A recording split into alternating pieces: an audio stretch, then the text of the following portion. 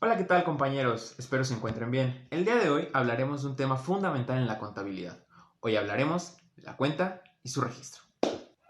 Para presentar información financiera, la contabilidad debe registrar las operaciones realizadas por la entidad, así como los eventos económicos identificables y cuantificables. Por lo tanto, para poder cumplir con su finalidad, es preciso que el sistema de información financiera cuente con un instrumento que le permita registrar en forma clara, ordenada y comprensible las transacciones efectuadas por la entidad. A este instrumento le denominamos la cuenta. ¿Qué es la cuenta? Es un registro donde se anotan de forma clara, ordenada, comprensible, los aumentos y las disminuciones que sufre un valor o concepto del activo, pasivo, capital contable, ingresos y egresos a consecuencia de las operaciones realizadas por una entidad. La cuenta se representa mediante una T, que se conoce como un esquema de mayor, pues corresponde a una representación esquemática de un libro contable, que agrupa las cuentas que integran la contabilidad de una empresa, denominado libro de mayor. Como se puede ver en la imagen, la cuenta está constituida por dos partes. Del lado izquierdo se conoce como el debe y del lado derecho que se conoce como el haber. Bien, una vez que hemos comprendido qué es una cuenta, es momento de observar cómo se estructura una cuenta. En la parte de arriba, como se observa, va el nombre de la cuenta que estamos analizando. Puede ser caja, banco, proveedores, cuentas por pagar, etc.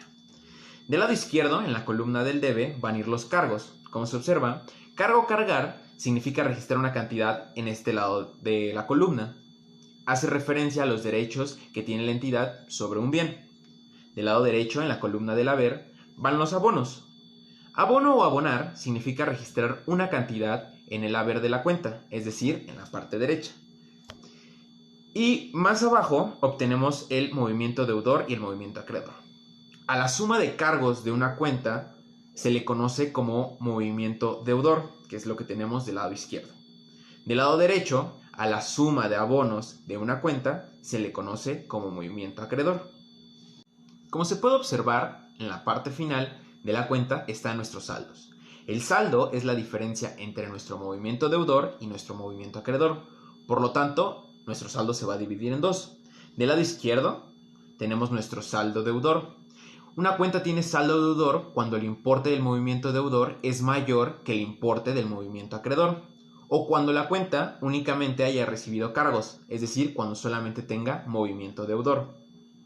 De nuestro lado derecho tenemos nuestro saldo acreedor.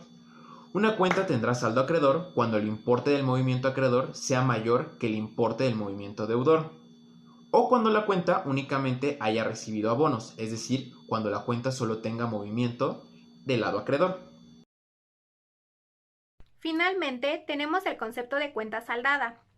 Se dice que una cuenta está saldada o cerrada cuando el importe de la suma del movimiento deudor es igual a la suma del movimiento acreedor. Como podemos ver en el siguiente ejemplo, la suma del debe es igual a la suma del haber, de tal forma que podemos decir que nuestra cuenta se encuentra saldada. Normalmente, para representar una cuenta saldada, se acostumbra a cortar la cuenta o el esquema de mayor con una doble línea al final. Una vez que hemos analizado qué es una cuenta y cómo se estructura, es momento de observar cómo se cargan y abonan los 5 grandes grupos de cuentas. Estos son activos, pasivos, capital, ingreso y egresos. Comenzaremos con los activos. Primero, todas las cuentas de activo comienzan cargando, es decir, con una anotación en el debe. Segundo, todas las cuentas de activo aumentan cargando, es decir, con una anotación en el debe. Tercero, todas las cuentas de activo disminuyen abonando, es decir, con una anotación en el haber. Y finalmente, todas las cuentas de activo tienen saldo deudor. En nuestro ejemplo, tenemos la cuenta banco. Este es un activo y podemos ver que una vez hecha la suma de cargos y la suma de abonos, nuestra cuenta tiene un saldo deudor. Por otro lado, tenemos a los pasivos. Todas las cuentas de pasivo comienzan abonando, es decir, con una anotación en el haber. Segundo, todas las cuentas de pasivo aumentan abonando, por lo tanto, llevan una anotación en el haber. Tercero, todas las cuentas de pasivo disminuyen cargando, es decir, con una anotación en el debe. Y por último, todas las cuentas de pasivo tienen saldo acreedor. La cuenta que usaremos para explicar el pasivo es la de proveedores. Como podemos ver, inicia con una anotación en el haber y al final podemos ver que tiene un saldo acreedor. Ahora analizaremos el capital y en él podemos observar que, primero, todas las cuentas de capital comienzan abonando, es decir, con una anotación en el haber. Segundo, todas las cuentas de capital aumentan abonando, es decir, con una anotación en el haber. Y tercero, todas las cuentas de capital disminuyen cargando, es decir, con una anotación en el debe, por lo que todas las cuentas de capital tienen un saldo acreedor.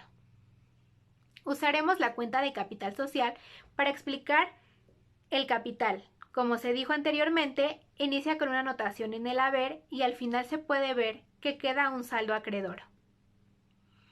En los ingresos tenemos que las disminuciones se registran del lado izquierdo, es decir, en el debe, y por lo tanto los aumentos se registran en el lado derecho, es decir, en el haber. Para ejemplificar esto, usaremos la cuenta de ingresos por ventas. Por último, tenemos a los egresos. En estos, los aumentos se registran en el lado izquierdo, es decir, en el debe, y por lo tanto las disminuciones se registran en el lado derecho, es decir, en el haber. Para ejemplificar esto, usaremos la cuenta de pago de nómina. En ella podemos ver que se inicia registrando una anotación en el debe y al final podemos ver que nuestra cuenta tiene un saldo deudor. Con esto, compañeros, llegamos al fin de nuestra exposición, esperando que les haya gustado, pero que sobre todo hayan podido recordar esos términos que vimos en primer semestre. Es todo por nosotros, a nombre de todo el equipo 2 les agradecemos su atención, que pasen excelente día. Gracias.